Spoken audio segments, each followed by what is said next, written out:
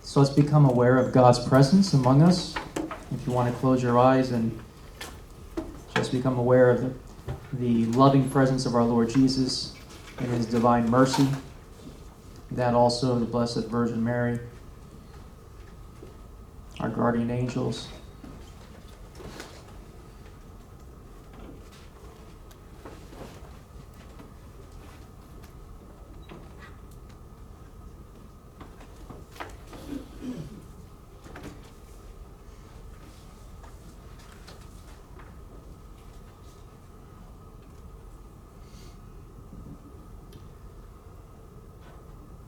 And now I'm going to read from the book of Psalms, chapter 133.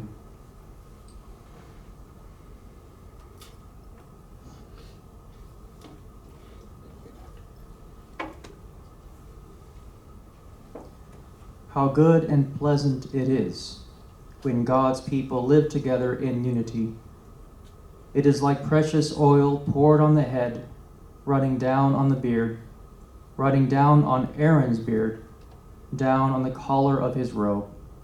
It is as if the dew of Hermon were falling on Mount Zion, for there the Lord bestows His blessing, even life forevermore. Oh Lord, we ask for your blessing upon us, that we may, during this time of instruction, reflection, and encouragement, be given the tools and enabled to be on your behalf in the service of your Son, Jesus, humble facilitators, to help our young people to grow closer to each other, to grow in wisdom, to allow what they learn to continue to sink deeper and deeper into their hearts and into the way that they live. We pray for those teens now. We ask you, Lord, to protect them and guard them wherever they are, and prepare them, O Lord, to take the next steps, whatever they may be, to grow closer to you. We ask this through your Son, Jesus Christ our Lord. Amen. Amen. In the name of the Father, Son, and Holy Spirit. Amen. Thank you for taking your time. I know you're very busy, but you have decided that, yes, you're going to answer this call that the Lord has given, extended to you to be a small group facilitator. Tonight, I'm going to be giving you some instructions, some guidelines on how to be an effective small group facilitator. And there is a right way and there is a wrong way to do it. And I can tell you, as we go all throughout tonight, you might find that, if you've been a small group leader before, you might find, oh yeah, I've done that. Oh no, right? And the kinds of things that you'll learn, hopefully some of it will be new, some of it will be reaffirming, and some of it will help you to adjust. But some of the mistakes that we make when offering facilitation for a small group are mistakes that everybody makes. Everybody makes.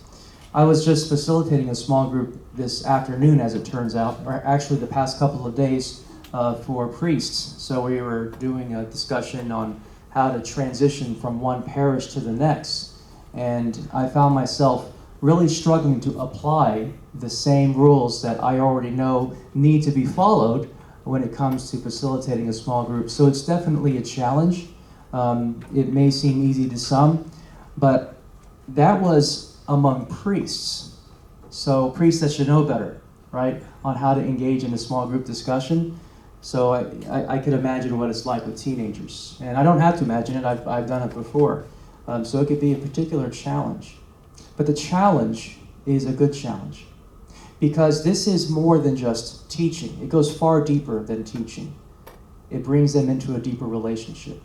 So I'm getting ahead of myself, but what you're going to learn during this small group facilitation instruction is, first you're going to learn what it is.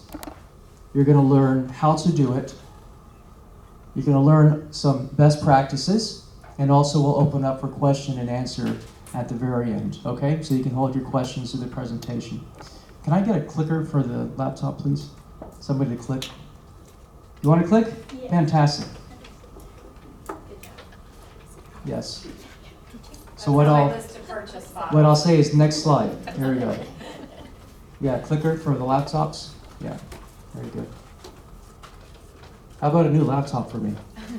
I would like that. Let's go to that next slide. Thank you. So what is it? Small group discussion is a time for discussion. Sounds obvious, right? But sometimes it can turn from a discussion to a monologue or a lecture time. But what is it? It's a discussion that is meant to move from the head to the heart. So oftentimes our young people have already received instruction. They have heard from somebody give a presentation. Hopefully it was engaging, right? They learned something concrete. And then the time for discussion is that by conversing with each other and verbalizing some of the things that are in their minds, it'll help it go and connect into their hearts, especially because a lot of conversation is going to be about emotional appropriation. That means, how do you feel about these things, right? And why is that? It's because our faith teaches us, or when we give a presentation, a lecture, there's a delivery of intellectual content. But the way that someone feels about that content helps them to become aware of where it is, right, in their lives, because emotions inform us of where we are mentally. So if we have a problem with the church teaching, for example, that kid might say, well, I'm kind of angry. Well, why is, what's happening there? What do you think? Well, I've just seen this and that. So they go into a deeper conversation. And then in the exchange, in the conversation among peers, what happens next? Well, they build connection with each other. They grow in connection because they're actually doing something that is very rare, especially in our time, and that is talk about their faith with other teens who have the faith. Who have the faith. Because they have all kinds of conversations out there, right? And I suspect it would be very rare to find a group of kids who are naturally, like at lunchtime at school, will talk about their Catholic faith. It's just not something that's talked about. This is a time for them to do that. This will also help them to grow in their discipleship through participation. So this is where it becomes very important for the facilitator to open a space for that, because we want our kids to take ownership of what they're learning and to take ownership of their own faith, and also to experience help from sharing of others, where they can experience that part of discipleship is that connection with another person, and also for them to experience by their own sharing how they're helping their other compadres to grow in the faith or to learn more. And then finally, this is just something that's not as important as the first three, is that it gives them a break from the lecture. It gives them a break from that kind of format. They can only listen so much, especially when they've been listening all day long, right? Hopefully the one giving the presentation, it won't be too much of a solid sort of rigorous lecture format, right? There might be some activities, some videos, whatever. Maybe some kind of a skit. But that's still them sitting and passively listening. This gives them a break and allows them to kind of process these things that they're learning. So move from the head to the heart, build connection with each other, grow in discipleship, and also give them a break, to break it up. Next slide, thank you. So what is it not? It's not a lecture. It's not a lecture. And I'm going to focus on this a lot because this is something it's so easy for us to be drawn into beginning to present a lecture, to begin to kind of take over the group and then offer your own thoughts, your own insights, etc. Now, why do you think that would be something that you might do? I would imagine that you might be motivated to do that, or we might be motivated to do that because we do have some wonderful things to offer. But there might be another reason why it's easy to break into a lecture. Because the little kids won't talk. Because the little kids won't talk, right? It's easier. It's more comfortable, right? Because it takes a lot. It takes a lot of patience and encouragement and all that. Yeah, absolutely. So what is a lecture? Next slide. It's more than just talking about theology. Yes, there is teaching. You might be tempted to begin to teach or to theologize or to give somewhat of a mini sermon. But you also might be tempted to counsel, to offer counseling in the middle of that group. That's not only is that not what the small group is for, it's also you get into dangerous territory. And I have seen that before, where I saw a small group leader say, "Whatever you say here, it's safe. It doesn't leave the group." Now, that's not even true. We know that's not true. Both legally, psychologically, pastorally, that's just not the case. So it's not a time to engage in a group counseling session. So you do have to be very careful about that. But that's not a time for you to offer counseling either, even if you're a licensed counselor. Huh? So, answering questions. Believe it or not, it's not a time to answer questions. So if the kids say, ask, well, I don't understand what this doctrine means. Now, if it's something that was already presented, what you can do is ask the group. So does anybody remember from the presentation what was said? You know, like, what was, I don't understand what the topic was today. And it was about Jesus being God. You can say, okay, what did anybody get it? It's like, well, yeah, it was Jesus is God. And they'll say, oh, okay, yeah. But if they go into a question about something that's more complex or deeper, this is not the time to answer that question. We'll go more into how to handle questions later on. And then finally, offering nuggets of wisdom.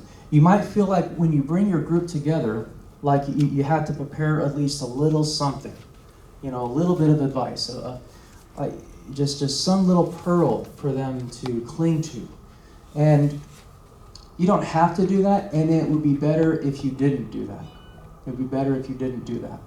Again, what happens when you move into that kind of role? Well, it takes you out of a role of you're the one who's listening and they're the ones who are talking, right? So it really does change the kind of dynamic. Okay. So think of it this way: you have good friends, right? I don't know if you have best friends where when you meet with them, they're going to give you a bit of advice. Like they just automatically give advice just out of nowhere. I do have a friend that does that sometimes, and I say, "You're lecturing me." Okay, so knock it off, because he's a priest in seminary formation. So it's like, knock it off. I'm not a seminary. Oh yeah, I'm sorry. I'm kind of stuck in my head. So anyway, that's not the point of it. Okay, next slide. Thank you. Okay, so how to do it? How to be a small group facilitator? There are 4 main goals. The first is to create a positive and welcoming environment. The second is to ensure that everyone has a chance to share. The third is to keep the group on topic. And the fourth is to keep the group on time. Okay?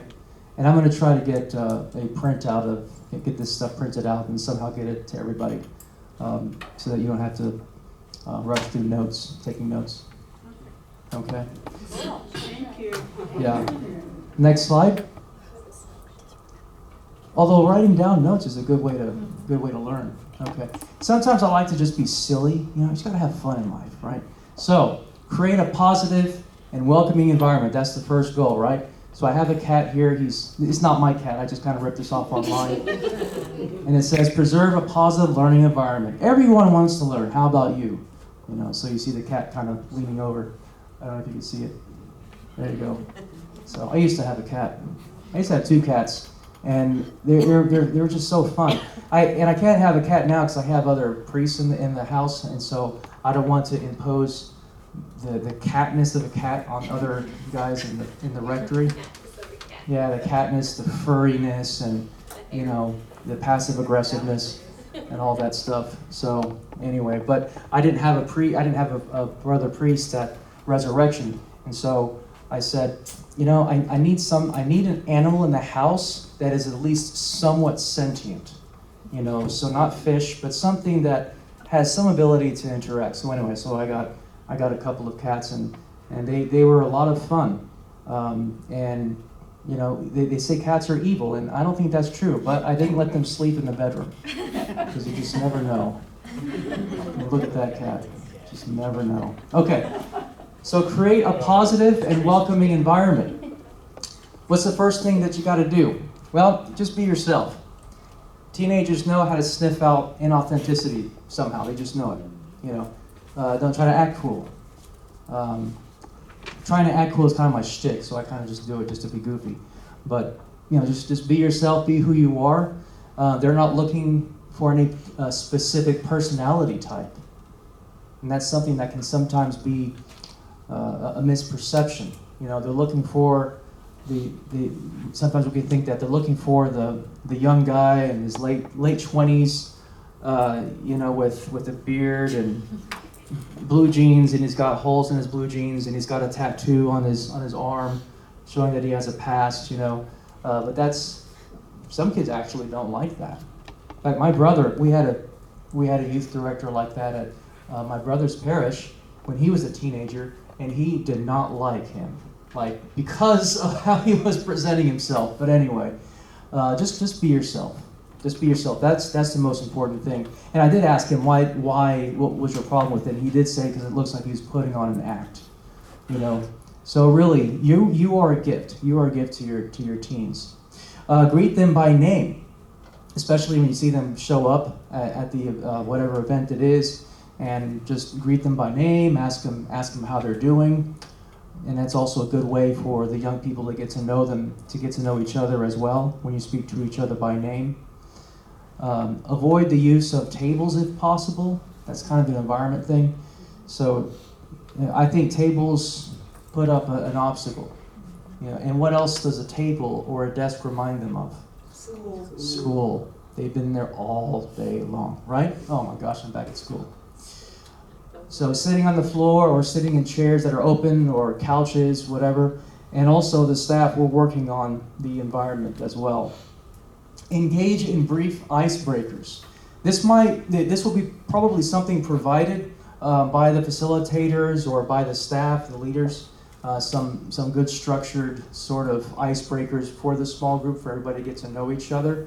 But I think also some spontaneous icebreakers as well can help inside of the small group discussion, especially if there's like a hard wall of silence, right? So sometimes you just got to begin with a question that everybody can answer, right?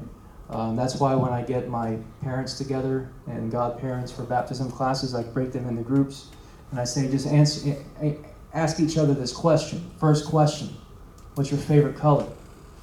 Actually, the first question is, what are your names? Second question, what's your favorite color? And then if it's Spanish, I ask them, Chivas o Pumas o Mexico, right? Which one is your favorite Spanish, your favorite soccer team? In English, it's usually Houston Texans or Dallas Cowboys or neither. And then what kind of pet do you, what kind of animal do you like, dog, cat, whatever. So it's like really simple things that people can just grasp onto. Oh, okay, yeah. And even if they think it's stupid and silly, guess what they're doing? They're enjoying this stupidness and silliness together, right? Oh, Father's so silly. Well, what do you like? Oh, I like my dog. But what's happening is that they're interacting with each other. That's the whole point.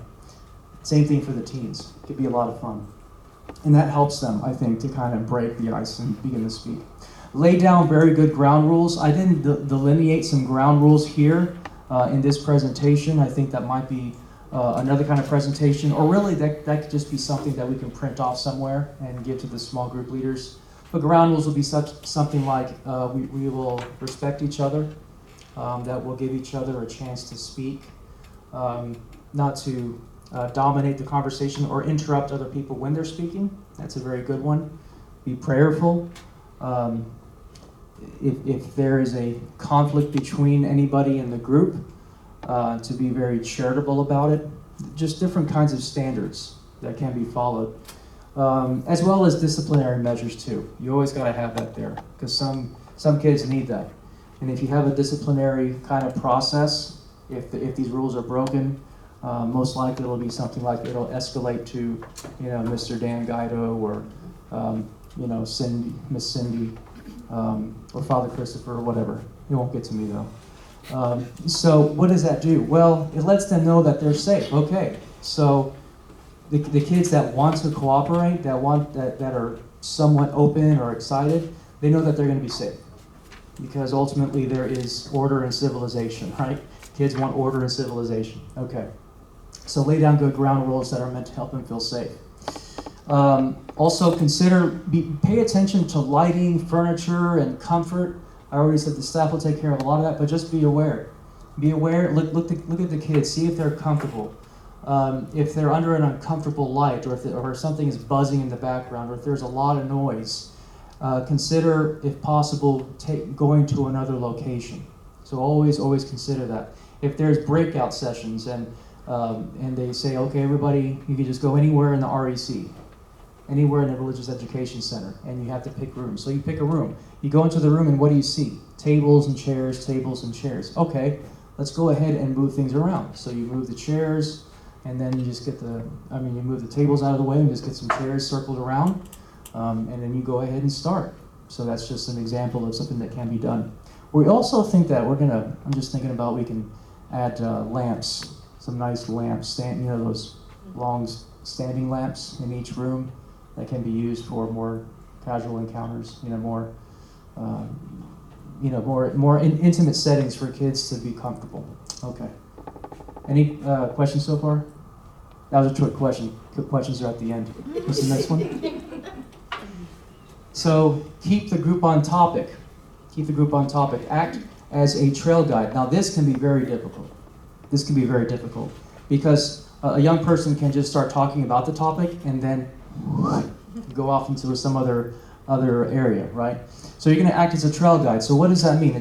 You're not really pulling them on a leash to make them stay on a certain line, right? But you just help them to stay generally on the trail. Help them to, if you can just imagine, what does a trail guide do, right? They're helping the person, guiding them along to see the environment around them. But at the same time, as a trail guide, you're making sure that they're not going to walk off into a cliff, right?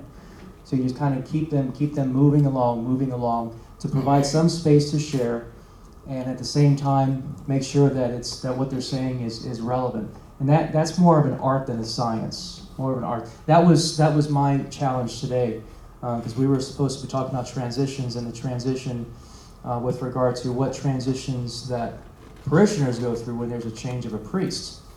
And so the question was, so what are those changes for them on the outside? Because we already spoke about the transition, what happens when we transition, because it's not something that's the easiest thing in the world. And so I think we started with that topic, and then it went back to, well, this, and then because the parishioner's experiencing this, this is how I feel about it, so I'm having difficulty dealing with it. See how it kind of slipped back into them? And then the whole thing became about, when I transitioned, this is what I went through. And so it's like, okay, let's get back on topic. But did I do that? Nope. Because they're a brother priest and I didn't want to correct them. But anyway, review questions in advance. Review questions in advance. This will depend again on the facilitator. So if they provide questions to you, hopefully before you even show up that night, maybe a week before, or maybe in the form of an email, just read through the questions, and when you review them, it's gonna help you understand the questions. So that way, if it's not dropped on you at the last minute, and then you're trying to figure out I don't understand what this question means, right? And the kids are gonna, if you don't know, they don't know either, right? So this will give you a chance to get some clarity on it. And also begin to imagine what are some of the things that can come up in the discussion, kind of anticipate, and also come up with good open-ended questions, good leading questions to help them through that conversation. Does that make sense? Yeah, okay. Next slide. Keep the group on time. So this can also be difficult. You are the traffic cop. You can use hand signals and body language, start and end on time. And also remember and be okay with the fact that there won't be enough time for everyone to answer everything. There won't be enough time for everyone to answer every question. It's not practical. It's probably not even desirable, right? Because of the rate, the clip at which they would have to be talking to get through everything. So you are the traffic cop. That means that you're going to help traffic the discussion. How much time someone gets for speaking, and you might have to step in. And using your body language and using good words, charitable words, very gently, helping people to either go back on topic or to move over to another person and to invite them to speak. So I think that's pretty much it for that slide. Go to the next. Ensure that everyone has a chance to speak. And so this was something else I found online that was kind of funny. And he's saying, "Oh, I'm sorry. Did the middle of my sentence interrupt the beginning of yours?" I apologize for that. It's real sarcastic. I love it. So ensure that everyone has a chance. So the first thing is to be an encourager. Don't be forceful, but encourage. And I want to say also, don't shame. Be careful about shaming. Also about sharing. You just really want to just open the door for them. Just open the door. And if they don't want to go through the door, they don't want to go through the door. and that's the way it is. That's okay in terms of what you have done. You have done what you needed to do as a facilitator. At the very least, they will remember that you opened the door for them, even though they didn't want to walk through, and that in itself is a positive experience. Help everyone feel included.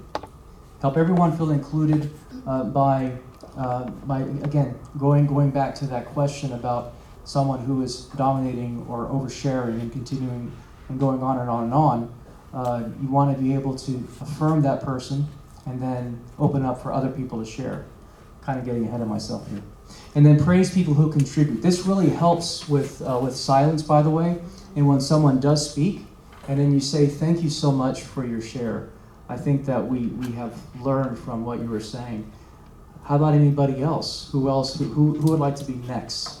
Right? Who would like to be next to share? Okay, next one. So now we're going to move to best practices. Handling questions. Handling questions. So I think I already spoke about this a little bit, but sometimes kids will ask questions during the group. And again, the temptation is going to be to teach at that moment, to offer an answer. And as I said already, you don't want to do that. You don't want to do that. It's not a moment to teach. But there are a couple of things that you can do. The first thing is to simply collect the questions. You can say, that's a great question. Let's write that down and let's give it to the speaker and see what the speaker has to say about it. Another thing that can be done is to put questions on a board. So if there's like a whiteboard somewhere, and the group leader can kind of wave their hand up in the air, and then another facilitator can take it and give it over to somebody else that's up there at a whiteboard and just write the question down so that all the kids can see, oh, okay, so this question has already come up, so it helps them kind of get a sense, okay, yeah, I can continue with the discussion, right, rather than getting absorbed into the question or the confusion. Next slide, please. So here we're going to deal with silence. So sometimes you will deal with silence, and it's due to shyness sometimes, or intimidation, or just from a lack of knowledge. Like maybe they're just lost, and they're just trying to wrap their mind around the content. So first and foremost, silence is okay. Silence really is okay. Is it awkward? Yes. But it's okay. When you begin the conversation, when you begin by asking the question, whatever that question will be for the opening, and there's silence, a good tactic is to pray one Hail Mary during that silence. And there might be a temptation to say, Hail Mary, full of grace, the Lord is with you, blessed are you. No, one good Hail Mary. Asking for Mary's help, and also allows that space, and also you're filling that silence with prayer, which is fantastic, huh? And then reassure the teens that it is okay to take time or to not respond, so that they don't feel forced. It's okay to take time. The silence is okay, guys. I know it's kind of awkward, but it's all right. It's all right. We're dealing with some important stuff. Take your time. But at the same time, encourage them and say it's also good to share because we all have something to offer. You see, it's not just affirming that it's good to be silent, but it's also affirming them to say, hey, you know what? You have something to offer to the rest in this group. And teens want to be helpful. Like they like to be helpful. Don't call someone else out. So this might be more towards the shaming side. So you can say, Cindy, why don't you share? We haven't heard from you today. Yeah, we'd like to hear from you. What's happening there? Embarrassing them, shaming them. And you're not turning off your cell phone. It's an alarm. It's supposed to be... Okay, I'll power it off.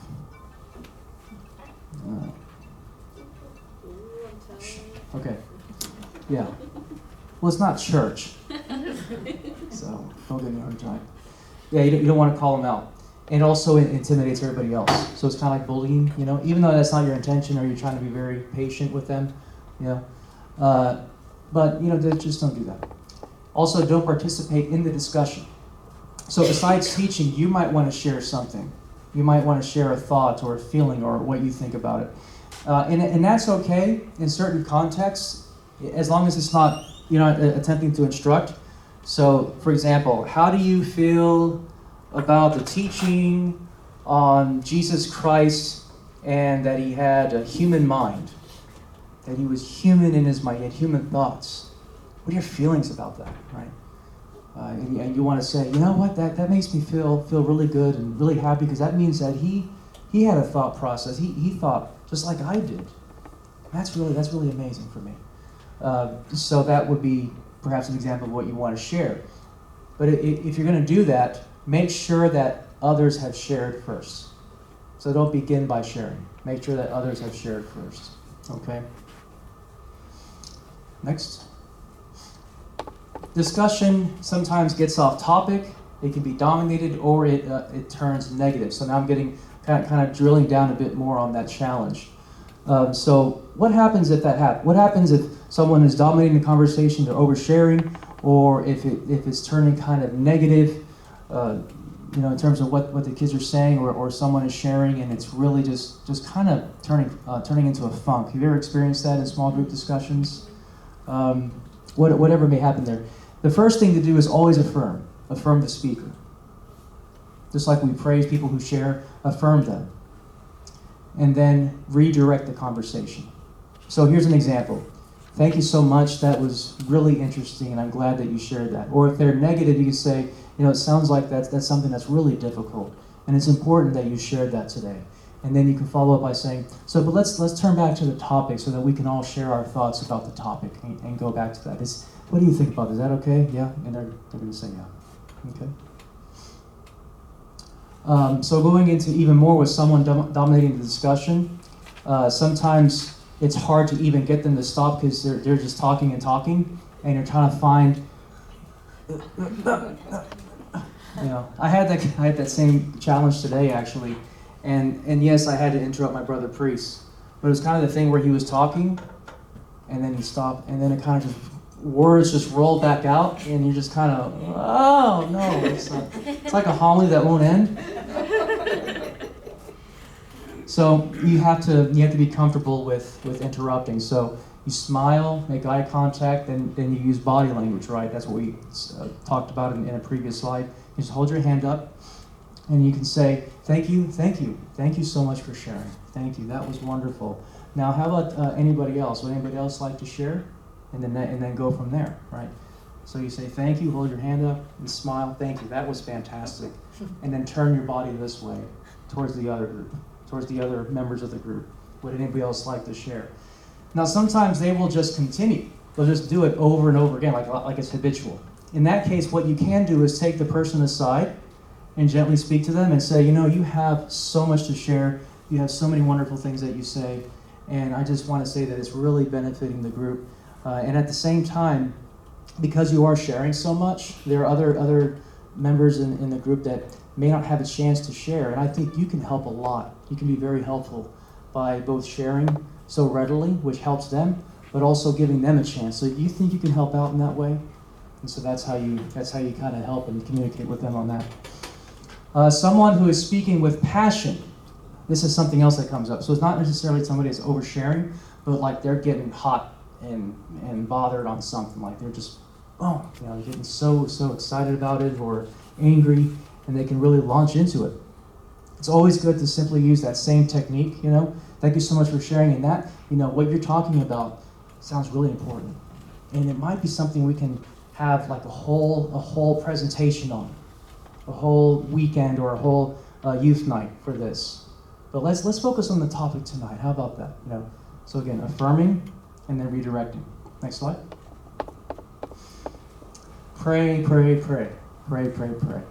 Yeah, before and at the end as well. It doesn't have to be anything long, but just could be creative. Sometimes the presenter will have a prayer for the small group anyway.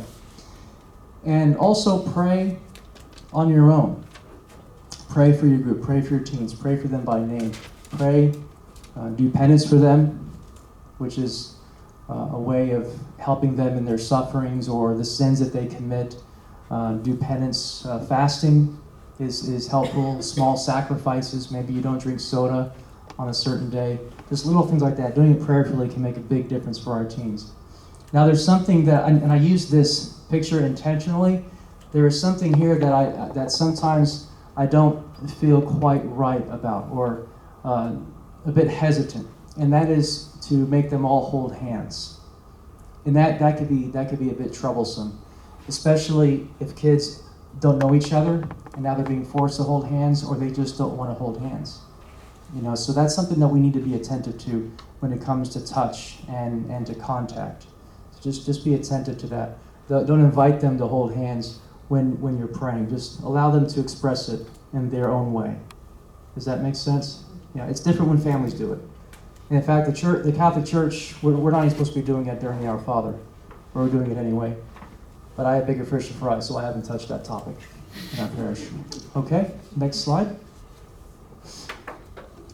All right, and that's the end. It's time for some questions.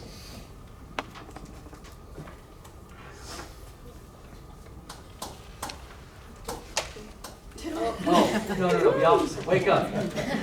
Wake up. I have a question. Yeah. What is, you mentioned a presenter and then a group leader. So like, what is the classroom going to look, what is a group going to look like? Who's going to be in attendance for each group? Yeah. The children and then? Yeah, who's actually going to be in attendance for each group? I can't answer that question. It's an important question. I think Cindy or Dan might have something more specific on that, because this was more just a general instruction on how to do small group discussion. Yeah, is that something that can be briefly answered, or you don't have an answer? I mean, it would just be the leader and their 8 to 10 Okay. kids in their group, and we're gonna put you in classrooms. Okay. And you'll have the same classroom all year, so we kind of know where your group meets, and Yeah, that way, in case there's a family emergency, we know where to because find we're gonna people. really frown against the kids having their cell phones. That way we'll know your group is in this room in that building, and we can easily, if there's an emergency. I just got a little confused when you mentioned somebody's going to write the question on the whiteboard. Is it, someone? Yeah, that was like an example. Okay. Like an example, yeah. It's like if they write the question on a whiteboard, they'll hand out a piece of paper with the questions. Yeah, no, that's Okay. good. Important question. Yeah. Okay, you said for silence to pray a Hail Mary. What if they don't even want to talk to you the whole entire time though? After you prayed the Hail Mary and it's awkward silence, and you said not to share before they shared. How do you get them to start sharing if they don't want to share? The technique that I've used. I don't want to sit there and sit here. Well, definitely, if one person doesn't want to share, we can't force them. No, yeah, but I mean the whole entire group in general. The whole entire group Yeah, just just still doesn't want to what share. if? I've been through that. Yeah. So the Hail Mary is a time of initial silence, and then to affirm it's okay to be silent. And then the next step, something that I've done is I've asked them some questions that they can answer. It turns more into an ice-breaking type of thing. So tell me what school do you go to, and I go to this, and I go to this, and I go to and then what do you do for extracurricular? You guys play. What do you do? I do this, I do this, I do this, And then I think at that point you can kind of share a little bit about yourself as well. So you play basketball, you play football. I play football too. Yeah. And you kind of get into it a little bit more in that way. So. Hopefully the ice-breaking process will help with that. Hopefully. So I don't think it's a good idea, for example, for the very first time you're sitting with your small group, and then we just go ahead and jump into questions about the presentation. That's just not going to work. That's not going to fly. So the leadership will help, I think, facilitate that, and then a little bit more can help as well. Because part of it is they just need to get to know each other. Yeah. Something Cindy and I have talked about is, especially at the first encounter, we're going to make it much more about getting to know your small group rather than having discussions about the topic at hand. There will be some of that, but the first couple of groups are going to be designed to actually get you to know, the people in your group, and so that way you're not just diving into, things with people that don't know each other. And Yes. Awesome. it'll be gradual. Yes. Right. Does that kind of help with that? Yeah. And you might have one person that's just never going to share. Yeah. We just want to give them that liberty. Yeah. What about when they do there with their phone? Maybe sometimes if they're there for their phone, they can have their phone. And so They will not have their phone. They're not going to have their phones, FYI. We're going to ask them to check it in. Yes. So when in sixth grade, in our sixth grade class last year, we had a basket right inside the door, and both teachers put their phones in the basket, Mhm. and that's what we told the kids. They need to put their phone in the basket. It's there. you know, turn it off and put it in the basket. Yeah. So, because you know they have it. And, well, I need it because I need to call my mom and dad when I'm done, you know, or I need to call my brother to pick me up. So, fine, but Yeah. that's, and they Right. were really good about it, you know, putting it away. Right. So, if you just tell them that's the rule when you first come in the room, Right. it's Mhm. like, and they have it and they don't. Sure. Right. No, that's a good It technique to worked use. really well. Do you have a question? Yeah, is it okay to ask someone who isn't sharing a question about something someone else shared, just make sure they're listening and participating? I don't know if I would, again, I think that might be kind of calling them out a bit. What you can say is you can say, would anybody else like to sort of comment on what you shared or what she shared? I think that might be a good way to do it. Yeah. Again, the whole point for that small group discussion or this discussion, it's not really about making sure that they know something. It's all about interpersonal relationship and processing what's taught. Yeah. So does that make sense? I guess because Yeah. if you ask the way Father said, you're now asking the whole entire group and you're opening it up for that person in particular, because you're trying to go for that one person, but you're Right. opening it to everyone to not make it call them out, and you're just making it to where it's like for everyone in a sense, but you're really trying to point it out to them. Right. Yeah, the idea is for them to grow to be more and more comfortable with the group as they're continuing to share more and more. But if they don't want to share, like we don't know where some of these kids come from, and y'all know that too. We don't know what they're experiencing. So again, there might just be like this incredible phobia. Some kids have social anxiety, and so they're just trying to push their way through. And I've seen that before. So I think there's much more to be gained with hospitality, opening up that door for them, and giving them freedom. If anything, it helps them feel safe too. It's like, oh good, I know I'm not going to be forced to talk, because everybody else is forcing me to do whatever, and they just kind of sit there. So anyway, that might lead to another kind of question, like what's happening in their lives and how can we help? Yeah. Oh no, just waving Daphne in. Oh yeah. And remember, if we do kind of single somebody out, then it can also lead to a kind of fear maybe for the whole group, that he might do the same thing to me if I don't want to share, so I better share so I can be in control. You know what I'm saying? It can create that kind of dynamic. Yeah. And if they're really quiet, another thing that we can think about is that they really don't want to talk at all. And I've seen teenagers where they just don't talk at all to anybody, not even their parents. And what are their parents doing most likely? Why don't you share? Why don't you say something? So anyway, I hope that makes sense. Yeah. So don't call them out. So when at the end you said pray, does that mean when you get in your discussion group, you said before the discussion and after, pray with the kids? Okay. Yeah, so something really super brief and simple. Yeah, really brief and simple. I did think of the possibility of having y'all go around and doing a group prayer, having them name specific intentions, but I just don't know about that yet.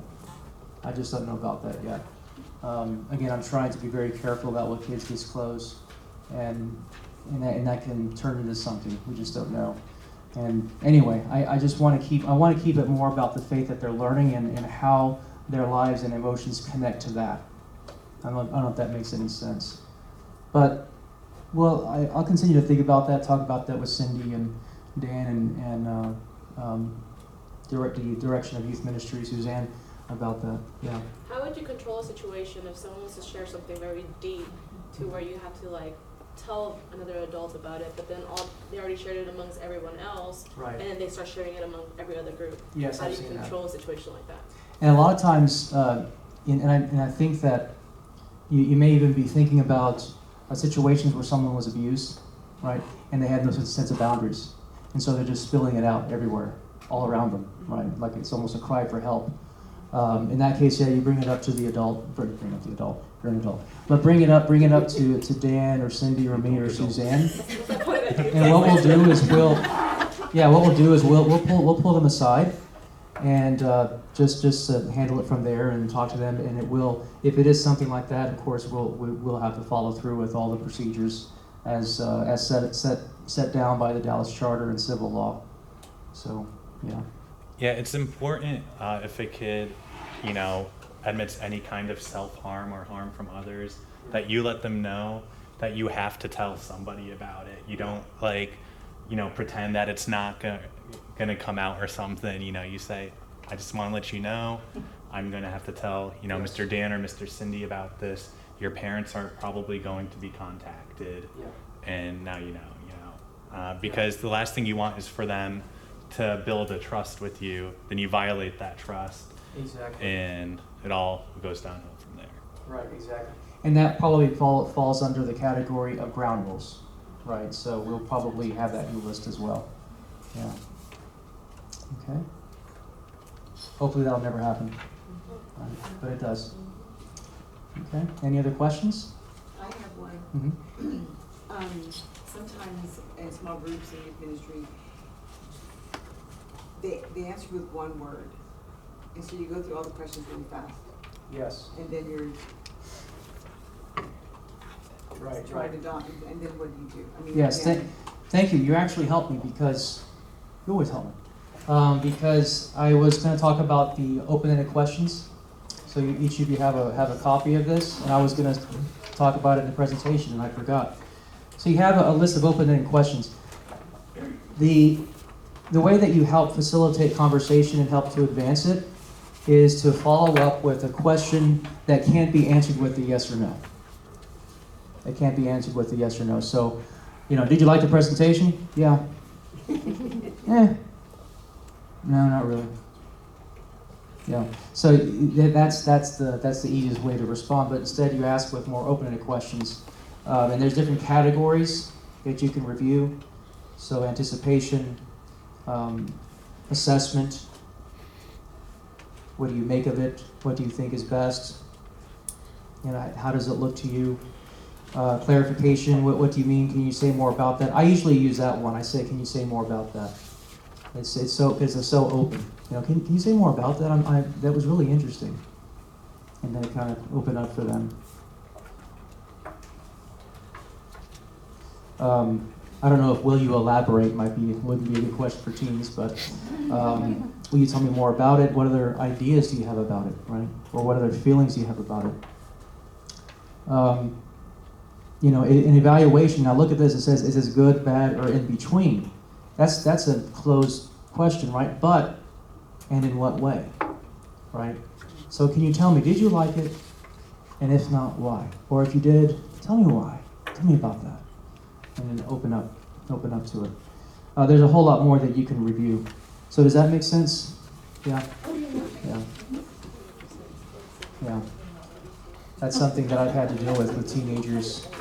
That was probably one of the best ways to help teenagers speak, because I have been in situations where we're just completely locked.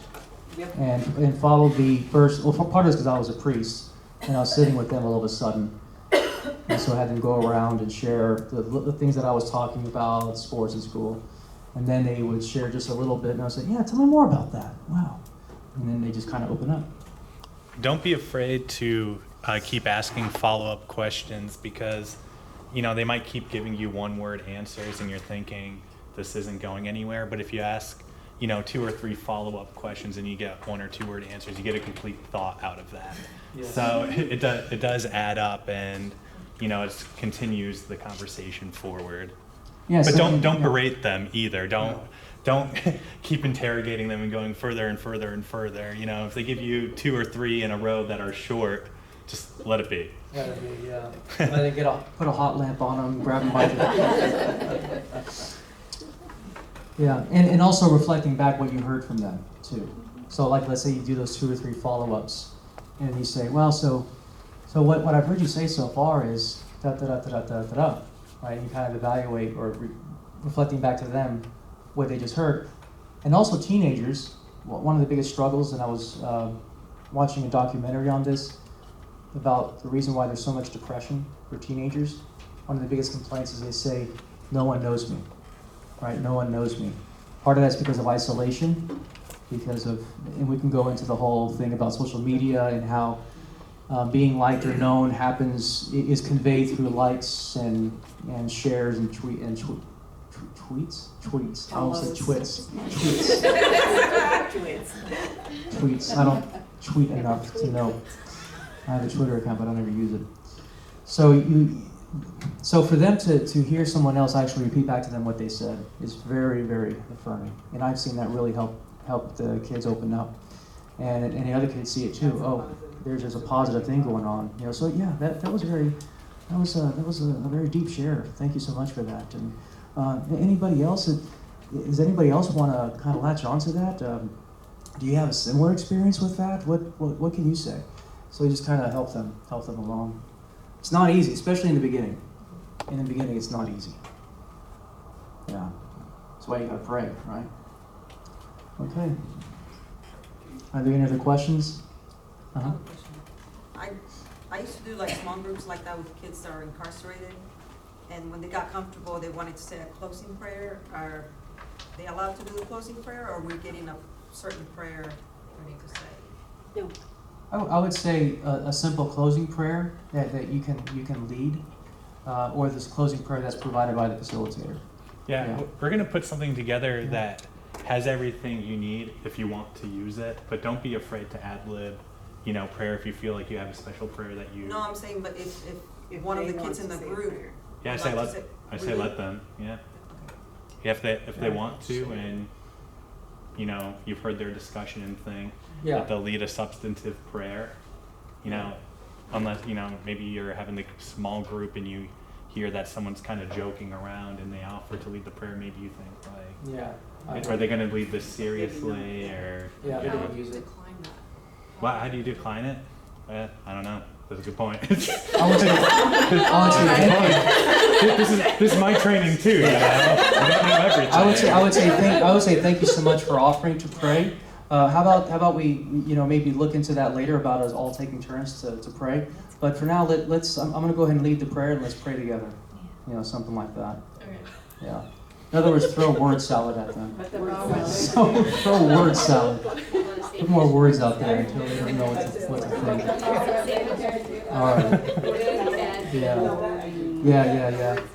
How about we take? So, is there any burning questions that you want to raise? Huh? No burning questions? Yeah. So should we never do a question where we're okay, let's just all go around and answer this one? Yeah. I wouldn't do it that way. Again, that's the same thing as calling them out. Yeah. Unless it's I think icebreakers we can. Because icebreakers, we're not forcing them to do something really intimate, right? So let's go around and say names. That's easy. Super easy. Yeah. No, that's good. I'm glad you brought that up. Is it okay to throw icebreakers in the middle of your topic discussion?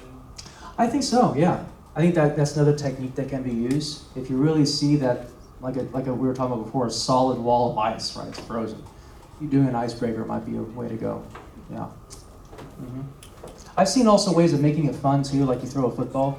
So you have the football, whoever's turn it is to share, okay, and who wants to speak next, and they raise their hand and they throw the football at them. So it makes it kind of fun. Yeah. Exactly. At them. Throw it at their head. At the face. Okay. So let's go ahead and take a quick break. But before we do that, we're going to have, after the break, we're going to have a little bit of a practica. So I would like to have a volunteer, a brave volunteer, who would like to rehearse or show the rest of us how to apply what we've learned today.